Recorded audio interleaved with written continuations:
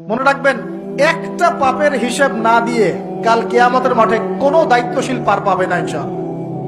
কোনো দায়িত্বশীল না না এই যে আমি লেকচার দিচ্ছি না, আল্লাহ পাক আমাকেও দাঁড় করাবেন, দাঁড় করায় বলবেন তোমাকে আমি দিনের যে জ্ঞান দিয়েছিলাম সেই জ্ঞানের হক তুমি আদায় করেছো কিনা হিসাব দাও। এই যে বড় বড় মুফাসসিরে কোরআন, মুফতি, মুহাদ্দিস বসাচ্ছেন, পাংখা দিয়ে বাতাস করছেন, হ্যাঁ, চা খাওয়াচ্ছেন, কফি খাওয়াচ্ছেন, এক একজনকে আল্লাহ পাক দাঁড় করাবেন, বলবেন কোরআন সুন্নাহর যে আমানত দিয়েছিলাম সে আমানতের সাথে কতটুকু তুমি হক আদায় করেছো হিসাব না দিয়ে পার পাবে না তুমি। ফাইজলামি মনে করেছেন নাকি দিনকে?